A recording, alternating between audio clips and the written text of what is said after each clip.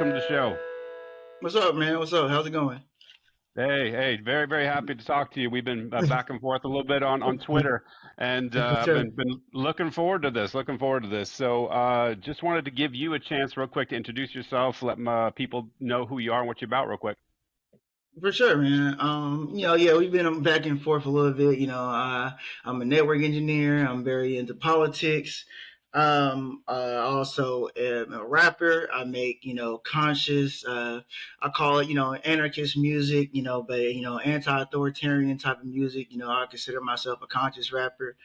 So I do that as well. I like to think of myself as multifaceted. Hmm? Uh, I try to just, do my best and yeah, I'll be going back on Twitter, with people a lot. But I disagree with what they be saying, so I'll say something about it. That's good. That's good, man. I mean, if you do it the right way, right? When I've noticed that you actually have substantive conversations with folks, and it's not just the throwing grenades back and forth and fuck you, and Yeah, sometimes people deserve that fuck you though. Yeah, but it's not the most productive way to engage. It's It's just not. I try real hard to avoid that stuff. Every once in a while, you get sucked into something like that, and that's fine. But point being is like I've watched your content, I've watched your conversations, and Thank you. there is substance, and I love the fact that you can talk about philosophical concepts, you can talk about economic concepts, you can talk about RFCs and network engineering, right? Like so that's right down, Yeah, right down the middle of the plate for me. It's right in my I wheelhouse here. love So that. yeah, 100%. So anyway, I realized I didn't even introduce you. So you go by the Black Mutualist on Twitter. Black mutualists really not even there's black mutualists. There's probably plenty of other black mutualists out there.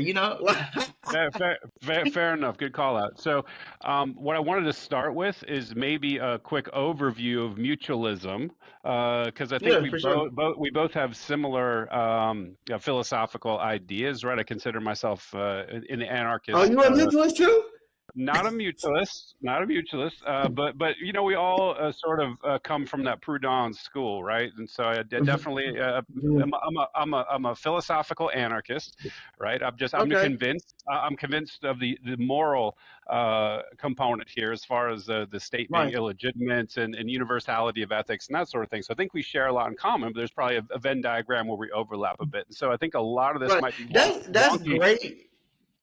That's great. That's cool as hell that you said that like we come from Proudhon and stuff. Because a lot of people don't know. Like I'll have to. You maybe see me say it on Twitter when I'm speaking to like I openly identify as a left libertarian, anarchist socialist, And when I speak to a right libertarian, a lot of times I'm like, haha, left libertarian. Like I'm like, but you do realize like Benjamin Tucker, Joseph Proudhon, like the individualist anarchists, you do understand that this stems from anarcho-communism, anarcho-socialism, and it wasn't until you got Rothbard, I think in the West that kind of changed it. And he openly admits that he, stole the word libertarian. Libertarian was an anarcho-socialist in like 90% of the world, in the West. Now it's the anarcho-capitalist sort of flavor of it. But a lot of people don't know, like, really, if you talk about traditionalism, talk about go back to your roots, but a lot of right wingers do. This I observe traditional libertarianism, and a lot of people don't understand that yes, there's a lot of overlaps because what you believe in, if you are of the Rothbard and Mises flavor of libertarianism, a lot of people don't understand that. Like, of course, we overlap because your school of thought stemmed from mine. Not to say they're the same, but there's obviously concepts that cross over. There's one thing that led to another, just like how Marxists and neo-Marxists are not the same, but they Exactly. come from the similar school of thought. Yeah, 100%. And so maybe you could take some time to maybe highlight maybe differences between the more. I hate. First of all, I'm gonna just say this, man. I fucking hate isms. I hate teams. I hate because anytime you have some sort of like ideology, I'm a big. I hate ideology, right? I Yeah. think you end up with Why do you tribalism and start teams. yelling? Yeah, well, because it's literally a crippled religion, right? Like Mm, it's not legitimate philosophy. It's typically like your religious adherence, right? So if you are an anarcho-communists, you have these certain tenets, and you have heretics, and you have, Mm, the yeah, sacred text, right? And it turns into like this like crippled religion. And for me, everything with me starts and ends with philosophy, right? So I start with first yeah, principles, right? And I've sort of yeah, worked out yeah. from first principles, and I think I can articulate a fairly good case for private ownership of property, and the Right, universality of ethics, right? These are right. things that people cannot do to each other without committing an ethical violation, right? So I think that groundwork is there, and I don't even consider myself an anarcho-capitalist, although I think I more align that direction, right? For that exact Yeah. same reason, right? So I Well, don't. you're a right wing libertarian, right? And in that mode, you have Uh, anarcho capitalism. Oh yeah, you don't like this? I don't think I don't think it's accurate, right? I don't think that's a lot of people love shorthand, right? A lot of people love this They do, shorthand yeah. groupings, but I think it's way more complicated than that. I don't think there's anybody that could look at me, if they were having a conversation with me, and they would say, "Oh, you're a right winger." It's like, hold on a second, I'm pro-choice, right? Like I'm anti-war, Yeah. like I'm pro civil Well, liberty. that's why. That's why you throw that libertarian in there, right? You can be a right wing authoritarian, a right wing Keynesian. You know what I'm saying? You can be all those a right wing neoliberal, even like Joe Biden, and pretty much what Trump. Trump is like right there. You know what I mean? That's crazy that I automatically. Yeah, Joe Biden's definitely right wing, and then I had to think about Trump. Like that's kind of funny. Uh, but yeah, like I came up, kind of during like Bernie Sanders era, Joe Jorgensen era. I actually joined the LP during the Joe Jorgensen Spike campaign. And in that time, there were a lot of talk amongst leftists and amongst everybody about where exactly does everybody fall on this political grid? What is a socialist? What is not? What is a capitalist? And I just got really into that to the point where I could kind of see, like, okay, well, if he is here, here, here, here. He's probably in this general lower right half sphere, right libertarian, which I'm, like I said, I feel like libertarians left and right have a great amount in common. There can be a lot of libertarian unity. So yeah, you're right wing, but that's just to say that probably going back to what you're saying regarding the differences between maybe mutualism, right wing libertarianism, or anarcho capitalism.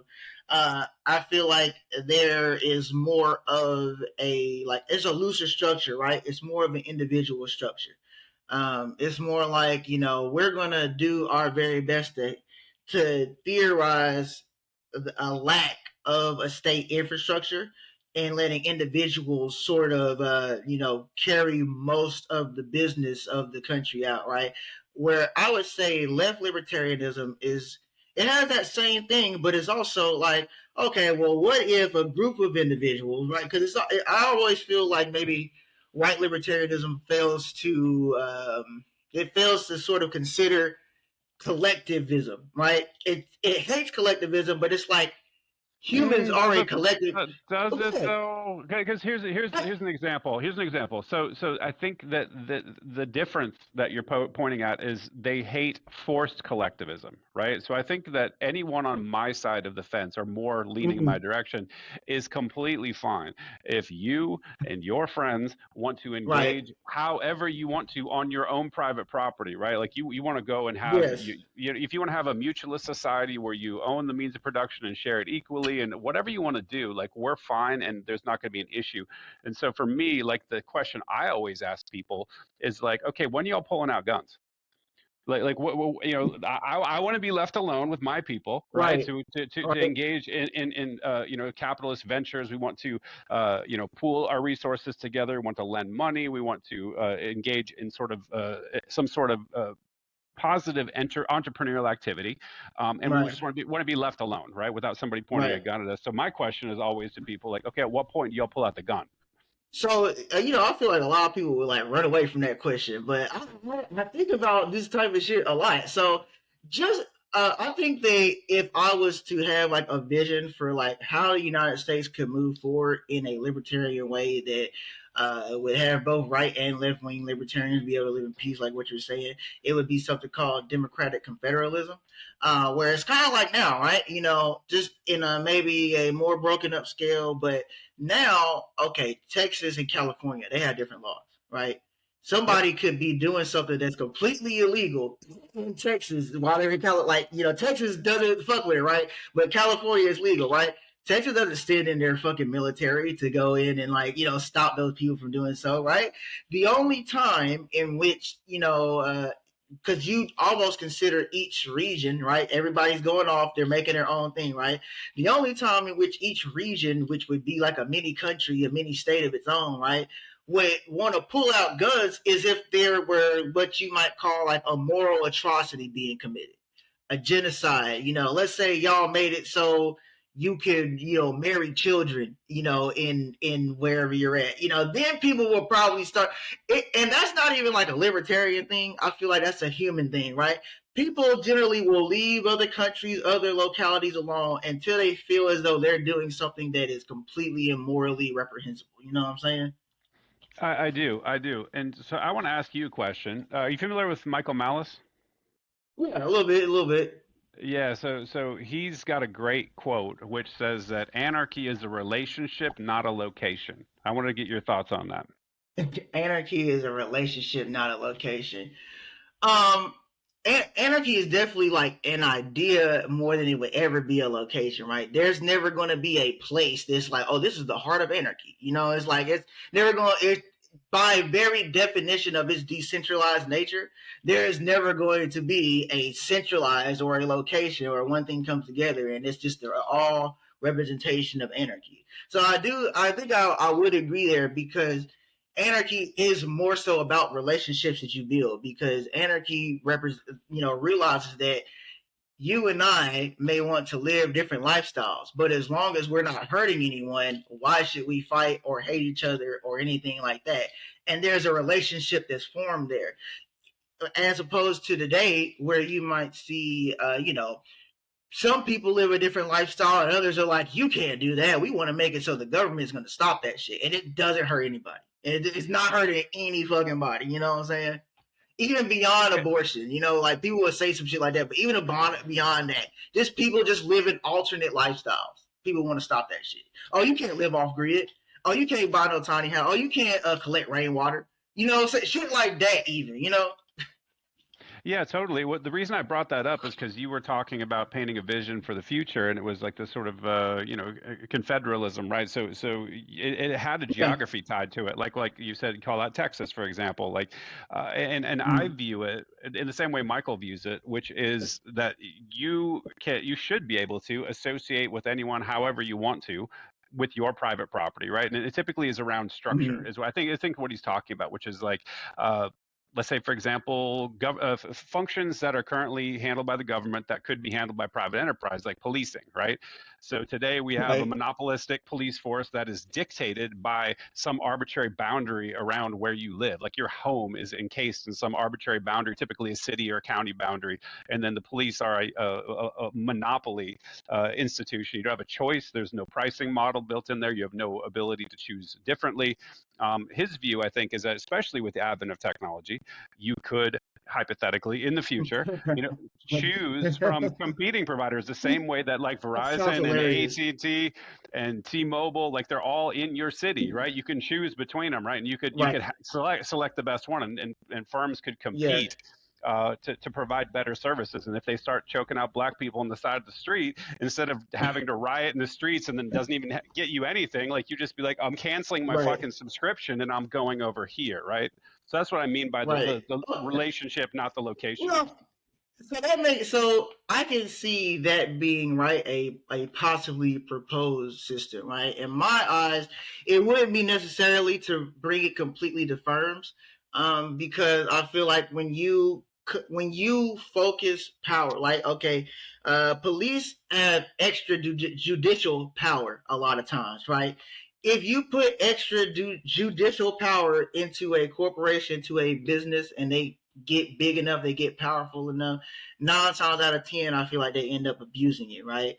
And so it's like that could be there, but I think there needs to be an addition, right? And my addition, which would actually be kind of more so my solution, you could even keep the current structure. Not, I mean, you don't have to. You could keep the current structure of saying the state is going to kind of control, because in this libertarian society, these states would be voluntarily organized, right? So in your region, which you have voluntarily organized or you've gone to, right? Um, you basically provide a lot of checks and balances, right? More citizen overview, right? More the police force has to give more, right? You can't just unilaterally choose to turn your body cam on, right? You qualified immunity is gone, right? Or if the public, if there's a all arrests or all things like that up for like citizen community things like that review, all police, if they're implement citizens arrest where any citizen is able to see a police interaction and they believe that it's gone the wrong way, they're able to report that. There's an investigation not done by the police, not done by the state, but by the community that they're policing, right? And to really move it outside of any sort of corporate or profit based interest and strictly keep it to the individuals in that community. I think that if you did that, we see, I'm not going to sit here and say it would be perfect, but I definitely believe it'd be much more efficient and way, way better and more preferable than the situation that we have now. Yeah, and I think I could agree with that. But let me circle back a little bit. A couple of things that you said. I think they're important. One, you seem to have some skepticism around private firms providing these services because I think your claim was they're going to get too big and they're going to get too powerful and they're going to act, in a immoral way or tyrannical way, Not right? so much, not so much that, but as an anarchist, of course, I'm very wary of centralizing power, right? And a lot of people think that centralizing power is just applies to a federal, jurisdiction, right? But if you live, I'm from Alabama, I'm from rural Alabama, where the county police, the town police, the city police, they run shit. Anybody that's in a small town and been in a small town knows that a lot of times the board of commerce or the chambers of commerce or the mayor, whatever, a lot of times they end up running shit and they're very corrupt, right? So even on a regional level, where I'm okay with voluntary governments and things like that forming, I'm still very wary of centralizing, like I said, any type of thing that could be extra judicial power into a company. That any for if you're delivering a service that is supposed to be for the benefit of the community, I'm very wary if you're taking a profit because Well, then hold on a it's second. so easy for you. Hold on a second, because if you look at the current structure of police, they're certainly taking a profit, right? Every single person on the Right. payroll of Yes. the organization, not just them, but every contractor that provides cars and weapons and ammunition and dot dot Yes. dot, right? They're all profiting from it. Yes. So to sort of look at that and say this is a not for profit enterprise is not true. The question is just who is profiting from it, right? Oh no, I'm saying that the current structure is terrible, right? When we have things that are gained for profit, for things that involve weapons, military oppression. That's how you get the military industrial complex. That's how you got these cops running around with tanks and military weapons and things like that. That's how you get that. I'm saying that if this service, policing, is supposed to be indeed a service for the community there, that of course, if it's a business, if it's an operation of some sort, and we're still in this market-based structure, right? There needs to be some sort of resources, some sort of goods, money, Bitcoin, whatever the fuck, that guns, that's going to make sure that they can still provide the service, right? But the focus should definitely not be on focus. And in this current structure, a lot of these firms are almost purely profit based, and because we're talking about something that's theoretical, right? Because we're talking about now in this libertarian theoretical world, so many other things would change on down the chain that we almost can't even compare it to what's Of going course. on now in that system. You know what I'm saying? Yeah. 100%. And so, real quick, you touched on something really important. You touched on the concept of decentralization, and that's actually what I'm advocating Mm, for, right? So here's the, right. the elevator pitch for I would like is to have competing firms, decentralization, not a monopoly within a region, right? So you could choose just like you can choose from AT&T, Verizon, T-Mobile, Comcast, whatever your provider is, right? And those Right. folks would compete for your money, right? And they compete by Right. offering the lowest cost, highest quality service, right? And it's not protecting the Mm-hmm. community, right? It's not, you can't think of it like I'm protecting a city, I'm protecting a county, I'm protecting a dot dot dot. It's like whoever they're contracted with, right? So I'm assuming everyone would have a provider, just Right. like everyone has an internet service provider today. And I'm going with Right. company A because they provide the best suite of services that suits my lifestyle. Some people want real basic stuff. Hey, I want to protect my home, right, from burglary, right. I Yeah. want to protect my person in some degree, right. And there probably will be some deployment of technology, meaning like a phone based app service, right. You think about it the Right. way Right. you're deep in the Right. tech. You could do a lot Yeah. if the government A was lot. not Right. involved and you I want volunteer. to go with cryptocurrency and have live presidential poll results. You don't gotta tell me yet. so so I want to so have the presidential poll over in 24 hours. Well, that's where you and I differ, but that's a whole other topic. But to stick to this one, right? Like I think there is a world where you could do that, where you could pick, and it's real basic services. You need fire protection, right? Like someone needs to come to your house, put your fucking fire out if something happens. Right. You need, like, and you should be able Yeah. to choose. And this is the interesting thing is that you're right that consolidation of power is not good. Consolidation of control is not good. Accumulation of too much capital necessarily is Mm, not good. That's why I right. love decentralization, meaning competition, because these folks Right. they're both competing for your money, right? And the only way you can do that, Right. absent state coercion, is by delighting customers, right? And so if No, so you make a good point there because as you might know, Proudhon mutualism. I'm a market based socialist. I'm not an authoritarian socialist. I'm a libertarian socialist, which means market based, right? So I completely agree, right? It's the devil's is in the details when you do the stuff like that, though, right? Because I hate how basically, if we take it to like a business perspective, when we elect the president or an official, we basically sign those people to a 4-year contract, right? In which after they win, they can fuck up for about 3 years straight and do good for 1 year, and we might want to resign. Like we can't do shit. Like how we a lot of people that vote like because we're taking this to a market, right? Everybody that voted for Biden, right, is basically someone that would pay for his choose to do his service. That's the market choosing, right? Those I don't same think that's donors. right. Well, think about it from the perspective of the fact that really our politics is currently composed is like a money contest. Like if you don't got enough money, you can't even get in. So you That is, can't even be in the presidential race, right? So let's think about it as the fact that both people that run for president, Donald Trump, Joe Biden, whoever, they have to by necessitation of the system have to have a lot of money behind them, right? mhm. So let's say that everybody that gave the money is a donor. These donors for Biden that let's just say, hey, let's not be conspiracy theorists, but let's just say we live in a world where money controls who wins politics. Hey, let's not. I'm not saying that happens, but let's just say that whoever has the most money tends to win political races, just for the sake of argument, right? So let's say that happens, and most of the donors for Biden are upset at the way he's handling the Israel conflict. They have no recourse. He signed up for 4 years. He can do whatever the fuck he wants, for a whole year, 2 years, whatever. And at the end of the day, when it comes up time to renegotiate the contract, all this man has to say is, well, I'm better than the other guy, right? So there has to be recourse for the citizens, for the people they're serving, right? It can't be like, oh, well, when you picked us, we got a 2-year contract and you just can't do shit about it until the 2 years.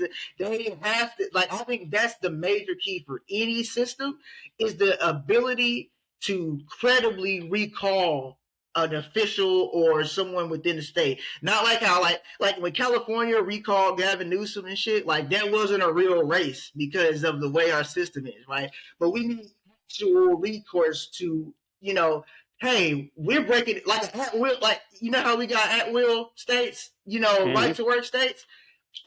Every single contract of that nature, just speaking about, needs to be at will. We can fire you at any time for any reason. I agree, and this is where I wonder where we differ, right? Because in my view, the best way to I'm achieve saying the same. The best way to I was achieve saying the that same shit, bro. is complete decentralization down to the service level and down to the individual, right? Because, like I said, Yeah. the thing that you're aiming at, which is like the revocation, like I'm tired of you, like no, I want something else. Now you have Mm-hmm. all this bureaucracy on top of it, and they bake into the pie ways to keep themselves in Correct. power. Whereas if The you were in a state market, protects them with qualified immunity as well and other laws. oh yeah, The infrastructure, the police are the arm of the state, and people don't understand yeah, that as currently composed. they're starting to understand it. They are starting to understand. Yes, Even the right a wingers, little bit. the big black, sorry, back the blue. Those folks are Yeah. like completely starting to bail on cops now, which is a beautiful thing to see. You know, like they say, black people been saying for years. The voting been saying for years that this has been happening. Now that we got the body cams, now the police want to turn the body cam off whenever they want. But Yep. now that we got the cameras and all that, people are like, "Well, damn, that was very rude. That was like, I don't think you should have done that." We've been telling y'all for decades. Decades. You saw Rodney King. You saw all this shit happen. But you thought it was a one-off. That's the issue. Yeah. It's not a one-off. It's a system that protects them. It can't be no one-off. The one-off was the fact that it got through the media and you saw it. Yeah. Most of it gets suppressed and you never hear about it. Yeah, you got it. Dave Chappelle does a hilarious bit about that, and I can't repeat it for obvious reasons. So I'm just gonna, I'm gonna, y'all can Google that one on YouTube or whatever if you want to, because I'm not. No, I'm keeping my That's so channel. funny. No, but what you said when you're like, "I wonder why we different." I'm trying to tell like right wingers. I'm like, yo, they really see. They hear me say I'm a left libertarian. I'm an anarcho socialist. As soon as they hear left and socialist, they're like, "Fuck that guy." When in reality, most of them, when they hang out with me and they talk to me, they're like, "This dude's really cool." Most of them, if you really talk to me, you be like that, like, "Damn, we actually agree on a lot." I'm like, "Bro, know this? You know this already, and that's why I'm talking to you in the first place. You Yes, don't know sir. Exactly, exactly. So it." no, I wish more people would do this, right? Because I think a lot of you, to your point, I think a lot of, especially the right wing folks, they hear socialism. The first thing and the only thing their minds jumps to is state socialism. Lenin, Stalin, Mao, hundreds of millions of Joe dead people. Biden is a socialist. Just Joe Biden. Like, Yeah, libertarian socialists hate Joe Biden. I It's don't know guaranteed. anybody. I don't know anybody who likes Joe Biden, to be honest. Like, come on. Like, even people that are, you can tell the people, even the page shills on Twitter, like they're holding their nose. They're like, oh God, it's a funny thing Man, to see. like I said, I was a straight 2016. I was a straight soldier for Bernie Sanders, so I was even then against the establishment. And even then, Democrats are like, "Yo, just hold your nose and just vote against Trump." They're still saying this shit.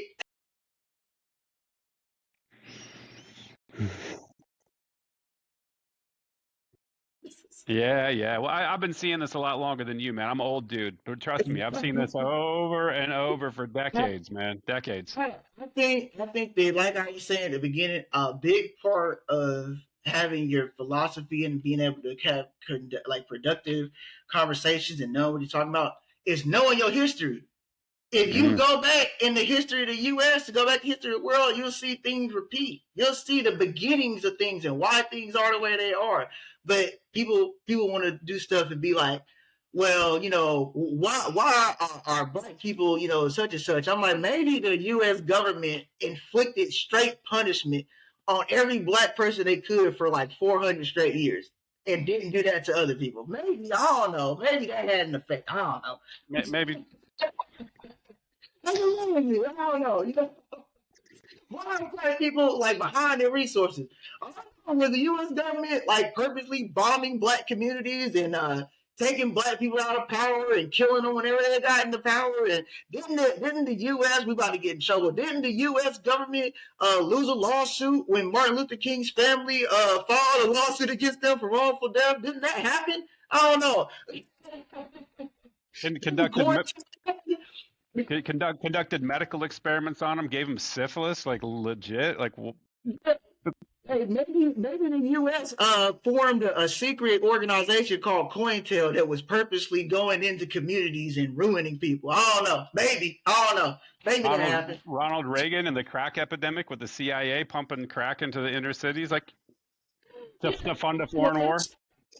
Where's all this crap coming from? I don't know. Maybe people are going past the border. They're supposedly under government watch and getting crack in, huh? But they'll be sure to stop you if you don't, or you're not willing to work with us. Nah, go ahead and turn around, or we'll shoot you with your choice. Like, Man. All right, dude. I'm gonna put a pin in this one because we got another topic. We're about halfway through and we have another topic. There's two main topics I wanted to cover with you. First was mutualism and anarchism. I think we got that pretty well laid down. So we got at least people's appetite wet around that. The second one is aliens. Man, this is gonna be a hell of an episode.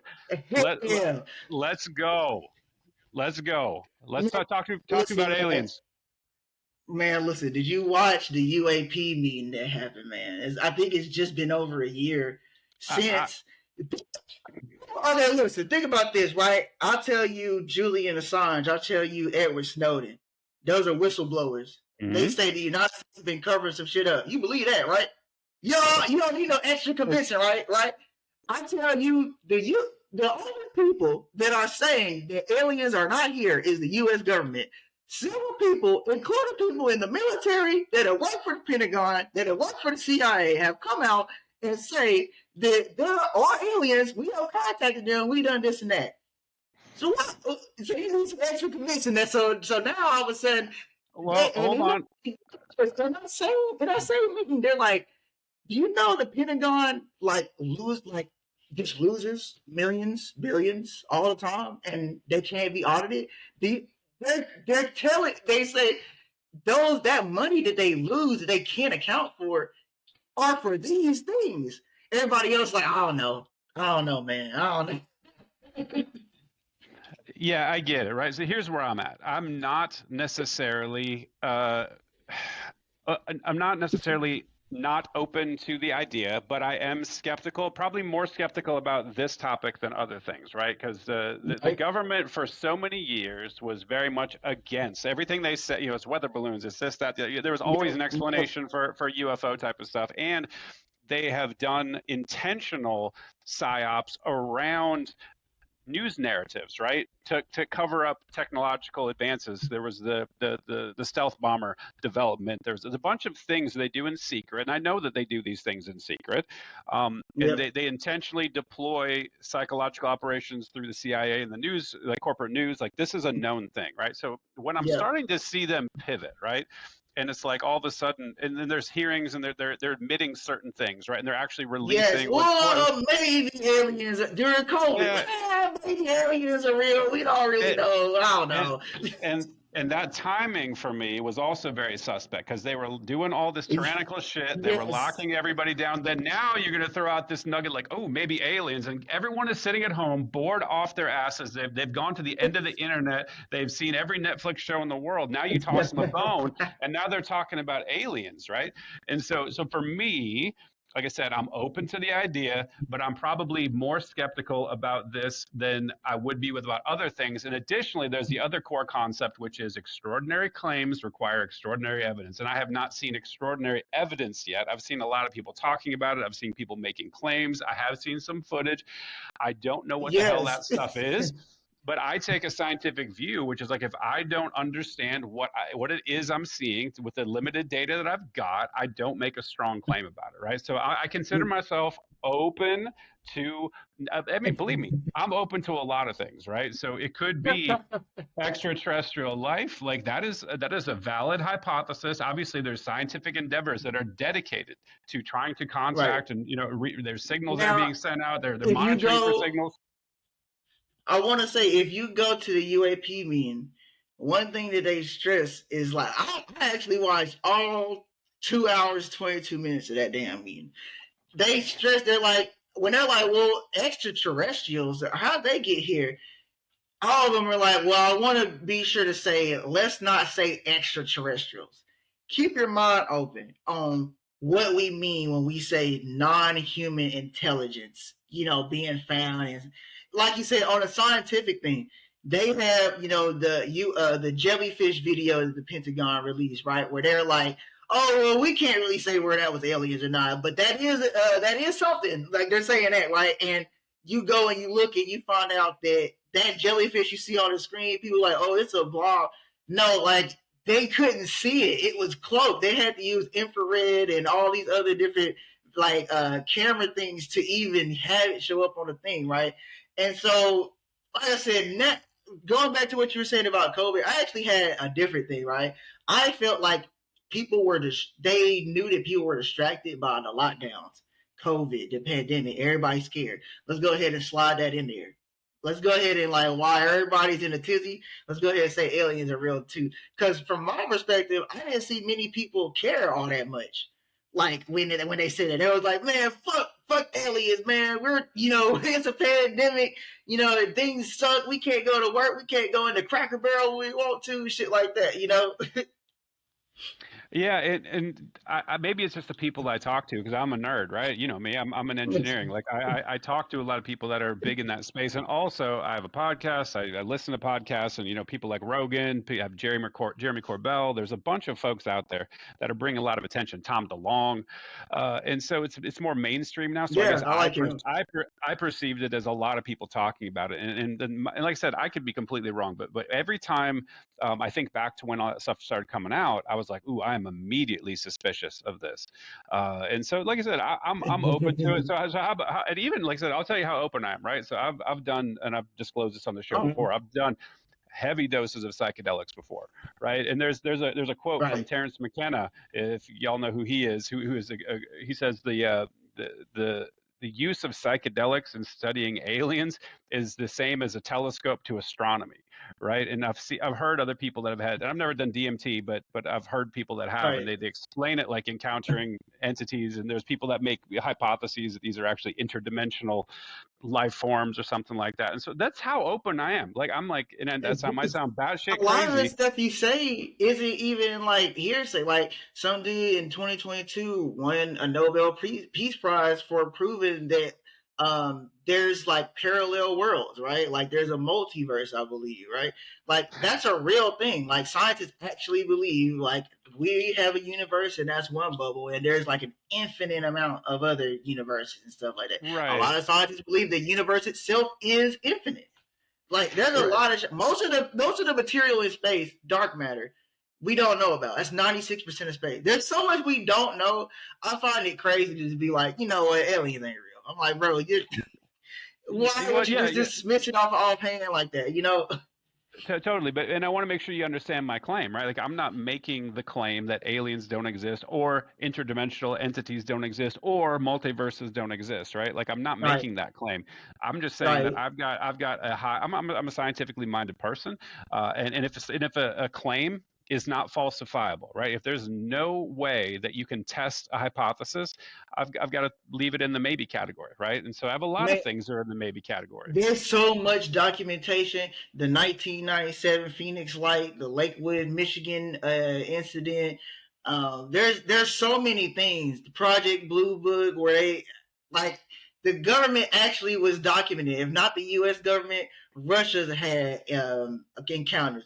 Africa with the school they had down there in the 1990s, I think. So many places have documented evidence. It gets down to the fact that it's dead ass only the U.S. that's just like aliens ain't real. They're not they've never been here and we've ever had it. It's only the U.S. government that makes this claim, and I'm like, why do y'all, especially libertarian, why do y'all not believe every anytime the state says something, you're like that's a lie. But this time, y'all like, you know what? They might be telling the truth this time. They might actually have it. No, they don't, man. Yeah, yeah, no, I get it, and I think a lot of the pushback, at least in my mind, I know other people think similar to me, is that anything that's sexy like this, because believing in UFOs is sexy. It's intriguing. Everyone is Yes. like, it's like because it's fascinated the minds of people for years. We have so many movies about. Think how many space and Yes. alien movies that we've got. We've got E.T. and we got Close Encounters. There's all of these shows, and I think it's sort of part of our collective unconscious that everybody is fascinated with this to some degree. Some people more than others, right? Not everyone's Tom DeLonge, but there's a lot Right. of people that want it to be true. And every time I feel myself wanting something to be true, the first thing I do is clamp down on that shit. I'm like, nope, don't you fly off the handle. Let's stay within the bounds of reality. That's just my personality, man. Like I'm an Yeah, empiricist. I but want think some. about it. It's been sexy since Roswell. I mean, we're going on some. How long can it be the sexy new thing? Like now, it can't even be sexy because NASA's like, hey, well, okay, yeah, maybe there's some UFOs. We don't know if they're from other planets or from under the ocean. May how long is it gonna be sexy for? And what kills me about this is that if you ask everybody, just like you'd be like, well, I'm not gonna say that there's no aliens. That just sounds ridiculous. I'm like, do you know how long? Like they don't know when the universe began. When they put the new telescope out there, they're like, actually, we might have been off of when the Big Bang happened by like 4 billion years. We don't know. It's like so you just they just I've never never heard check. that So before. you oh yeah. They put the new they what's it called? The James Webb telescope Hmm. out there.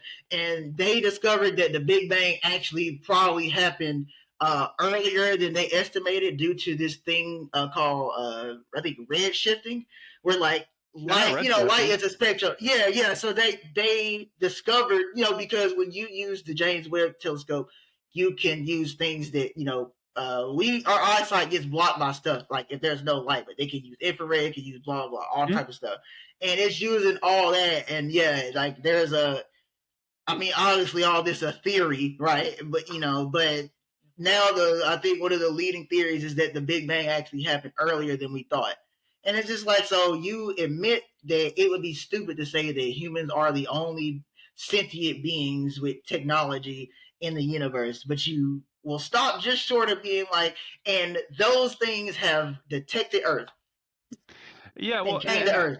well, here's a pushback, right? So I can see Okay. somebody saying that, look, it's absolutely plausible, if not probable, that other planets evolve life the same because we all govern by the same laws of physics, right? So if it evolved Yep. here, it probably, I mean, it's almost certainly evolved somewhere else. Yeah, exactly. The bridge that's too far for some people is that the contact enablement, right? So the universe is so vast and nobody understands even to the nth degree like how difficult it is to get even to somewhere that's relatively close to us in space, understanding the limitations of Mm, the speed of light, right? Like, and you start actually talking about not transmitting photons, right? Not moving at the speed of right. light, but at any speed that a being could, potentially traverse the universe. And it seems like it's a pretty unlikely event to have something both find us and come visit us, unless they're so far ahead and have some sort of like time warp or Right, and it's like, dimensional. what makes us think that we just found the edge of science? Like, oh, Sure. we can't cross the barrier of light, so nobody can. Like, we literally have theories on the how to break the barrier of light speed. We know warp drives. The theory of warp drives were made in like the 70s, but we just don't have, as you know. Sometimes you got the software, you don't got the hardware. You don't got the hardware. We got the Yeah. software. Well, to go even further, there's an interesting thing. Are you familiar with quantum entanglement? Oh yeah, bro. Oh So yeah. I went down the whole hole. yeah, and so even the idea of teleportation is potentially possible, and if not that, at Yes. least faster than light communication. I mean, you're in the networking world, right? Exactly.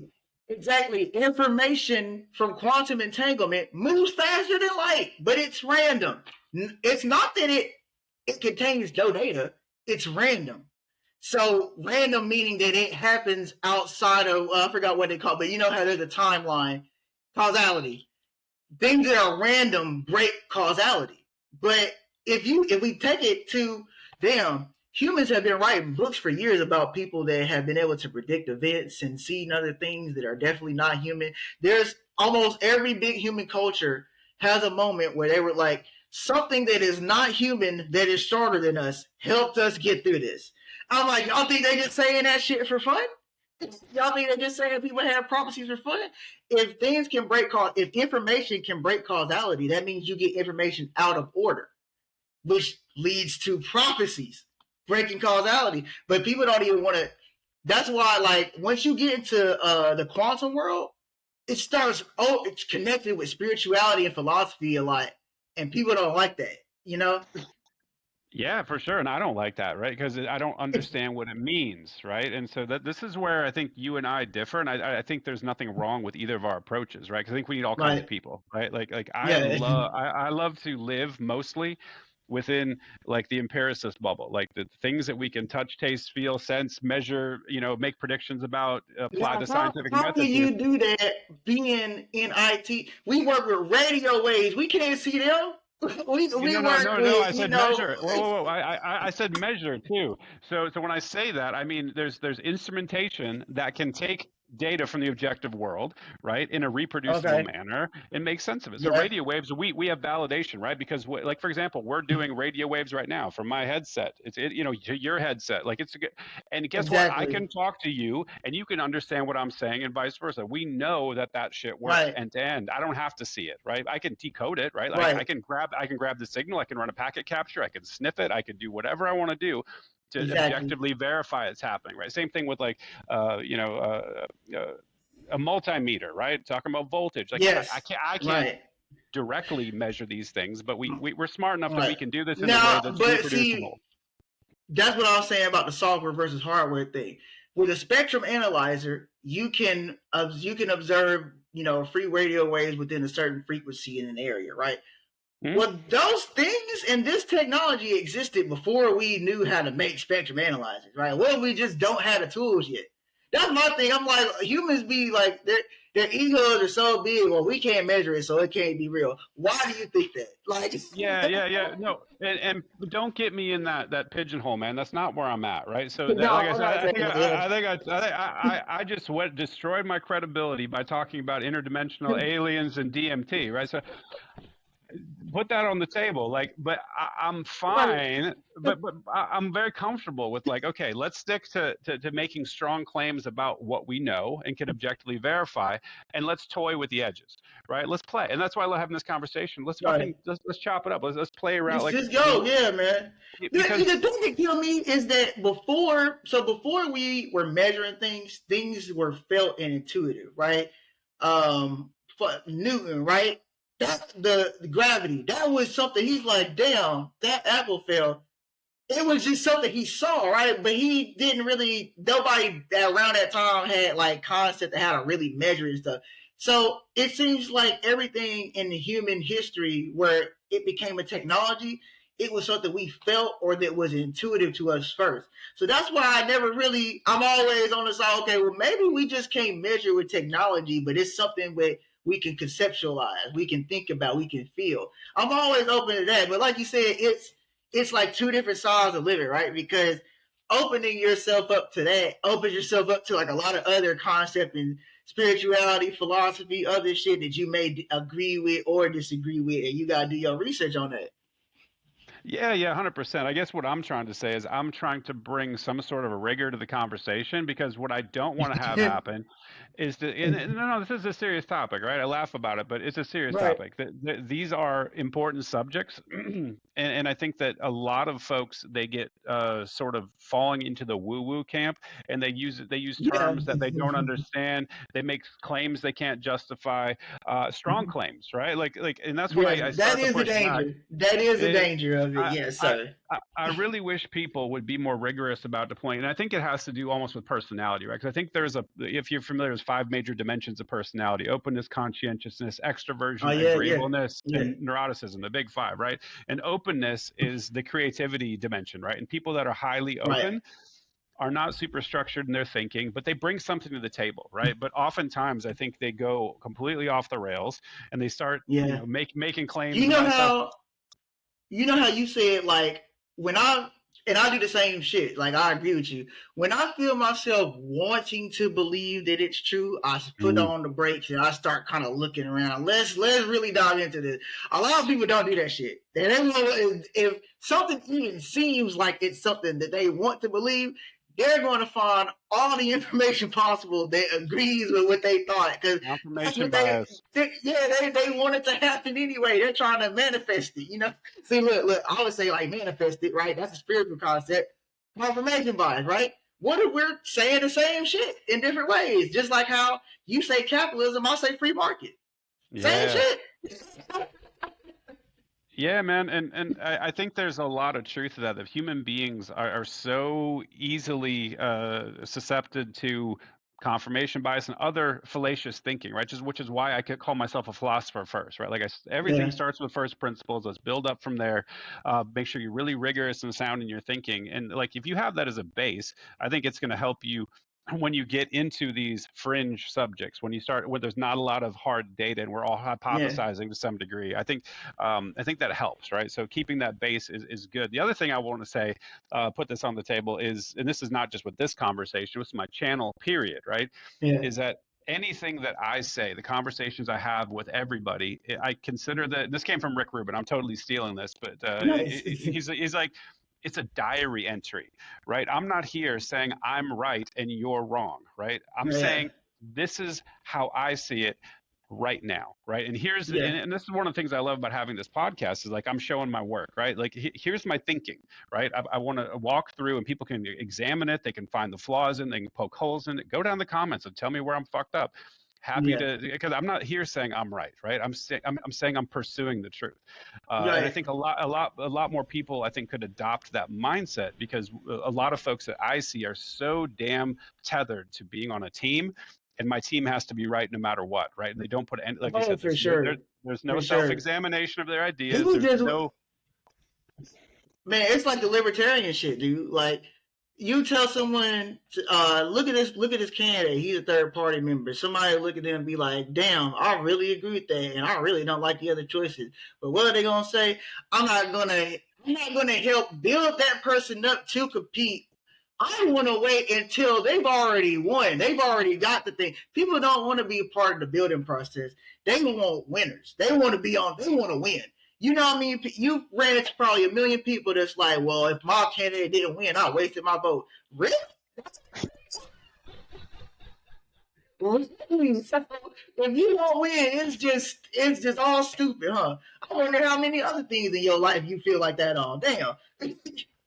Yeah, yeah, for real, man. And it's funny you say that because I look at anybody that votes and I'm like, you wasted it anyway by voting, but because they're taking that as consent. You don't ignore no, because then you start ignoring the system and then you're just letting them do whatever they want. You gotta Oh, I show disagree. some sort of resistance. Mm, I feel like to me, it's like, bro, it's nothing to vote and then like one day a year and then do all the other shit. You know, all the rest of it. Like it's nothing to do that. You know what I'm saying? Like uh, it's almost like, oh, I can pick up this dollar while I'm walking, whatever. Just go do it just because see it's something. Because a lot of people think about like federal races, big races, the stuff that happens in your county and your town, the races there, those are fairly legitimate, and they end up having a lot of impact on your life, a lot more than the president most of the times, really. You know?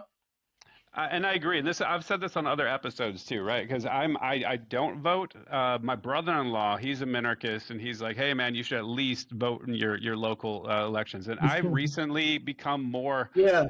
open to that idea. I don't know if I'm going to do it. I'm still considering it. Um, but the way I viewed voting from an anarchist perspective is like the government's illegitimate and votes are essentially, for the most part, just tallied consent. So they're going to look at politicians going to look whoever wins and be like, oh well, you've given me your consent. I don't care what percentage of people vote. It could be Oh, 10%.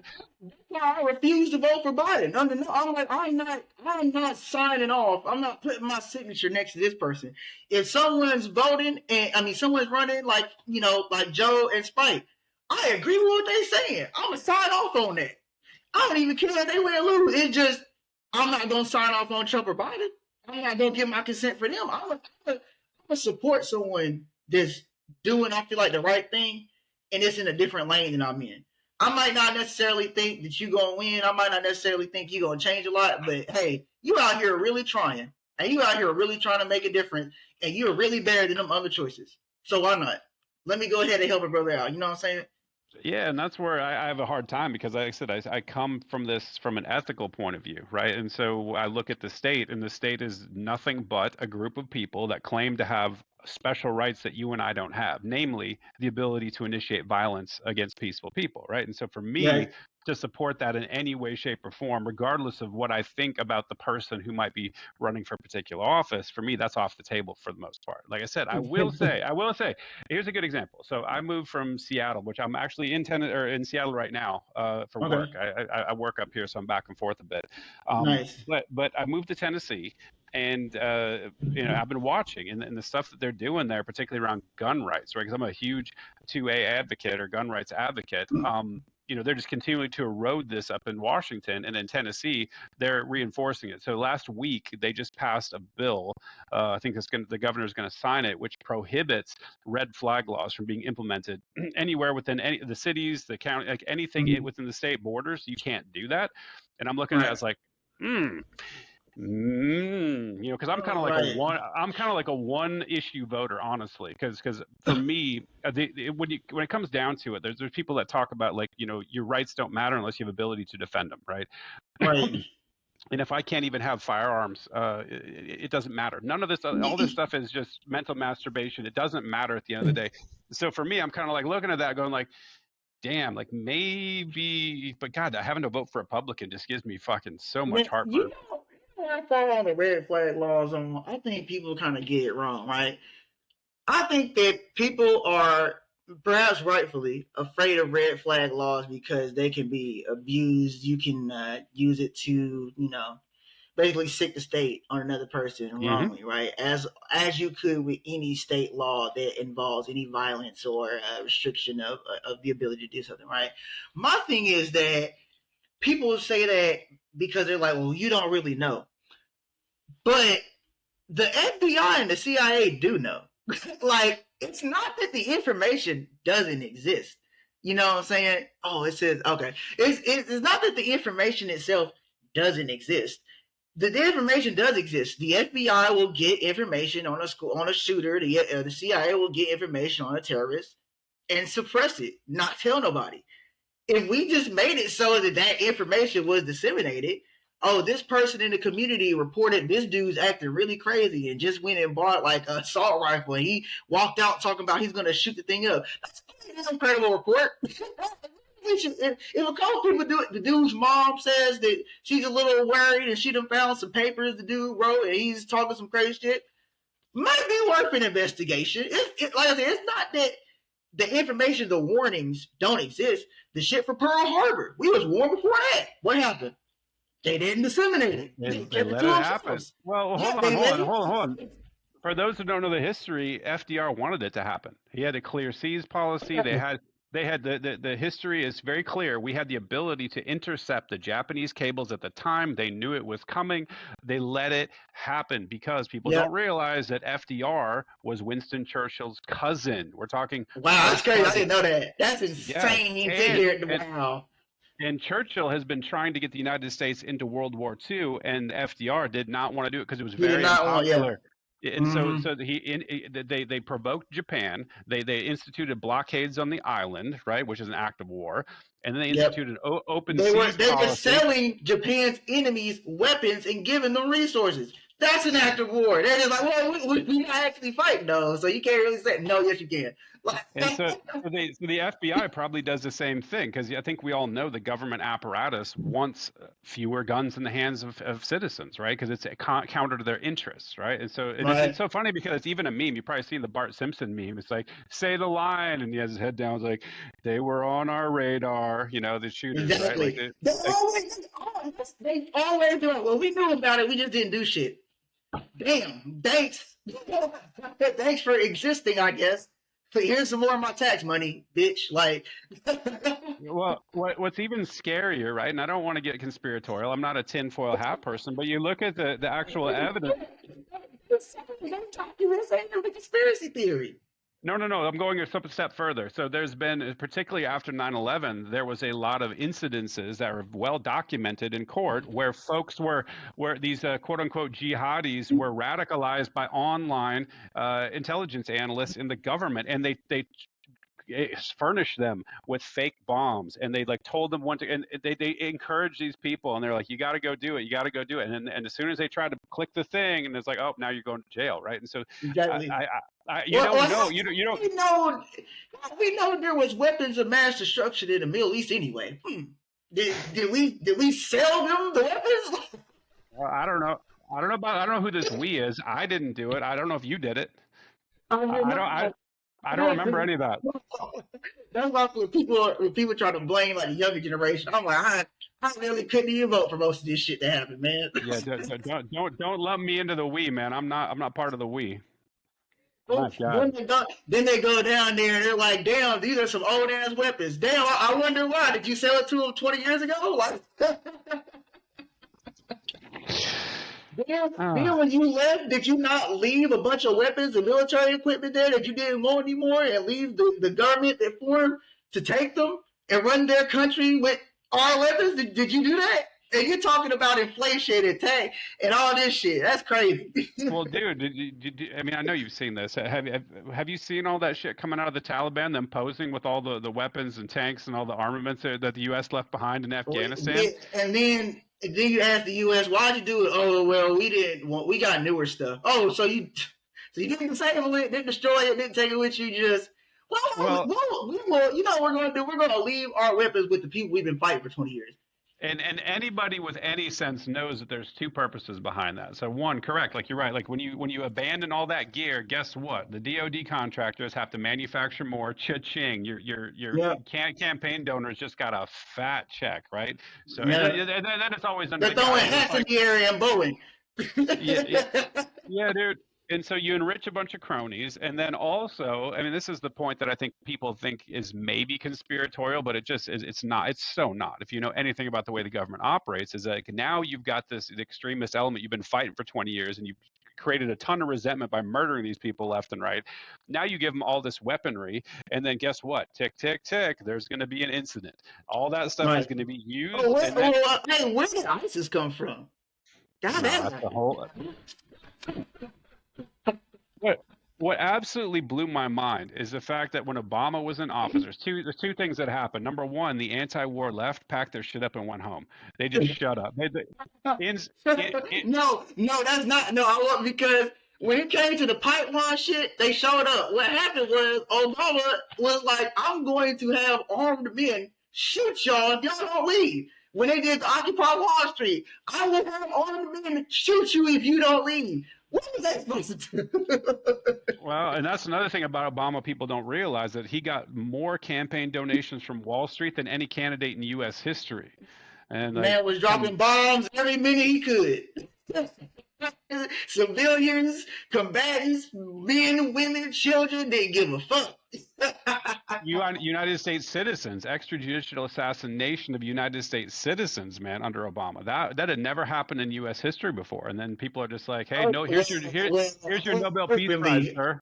openly, I definitely think there's been U.S. initiated assassinations of U.S. citizens, Not especially publicly. minority black ones. Yeah, not for like officially. Yeah, that's the first time. But I'm come on, I'm like you I'm said, it sounds like hey, a wait, wait. conspiracy theory, but Wait. No, Obama had a press conference saying, I just drone bombed the shit out of a U.S. citizen and his 12-year-old son. Please clap. Like that was, he I don't really think did that. I don't think I missed that shit. That's Oh, crazy. dude, no, it legitimately happened. He was quote unquote, jihadi, which by all Oh, accounts he was, right? And he was over in yeah. another country, right? But they still, like, you can't do that, What what right? do, what do you think is worse? Do you think that's worse, or you think it's worse that Trump had a press conference where he's like, I just launched a missile and killed a military official in another country. America wins," and then went on Twitter and started threatening other countries. Like, do you think Obama was worse or Trump? It's hard to say, man. I keep hearing especially libertarians and the people that are like on that MAGA side. They were like, oh, Trump didn't start any wars, and he had this like dovish foreign policy. And it's like, no, actually, he didn't. He was. I mean, was he better than Obama? Yeah. He quite literally dropped the largest bomb that America, the largest non-nuclear bomb that America has ever dropped on anybody, and reports were that he dropped it on a wedding. We like to shoot up weddings for some reason. I don't They're know. all bad. That's the thing. They're all bad. People will be like, well, that means the Democrats are good. No. That means they're both fucking terrible, dude. Obama, the same person that went on this murderous rampage with drones, stepped in and was very important to Joe Biden winning the Democratic nominee. He, after saying he would not get involved, made personal calls to people like Pete Buttigieg and everybody else. Hey, could you go ahead and come out against Bernie Sanders and go ahead and nominate Joe Biden, please? We need to keep this thing in house. All the while, who's running the DNC? Hillary Clinton. Why? Because they're broke as shit. And Hillary Clinton got all that Epstein money. I mean, you ain't gonna be able to post this, man. Challenge accepted. Well, dude, we're already 5 minutes over, man. So it's actually a good place to end it. I think we can both agree that they're both bad. Both sides are fucking terrible, and that's a great place to end it. Good job, man. I love it, man. This is awesome. Yeah, dude. I'm definitely having you back. It's been super enjoyable, man. So you have a great day, and thanks for stopping by. Thank you. I told you we was gonna come out with one of the greatest podcast episodes of all time. I just felt it, bro. Hell yeah! All right, dude. Well, you be well, brother. You too, bro. All right, later.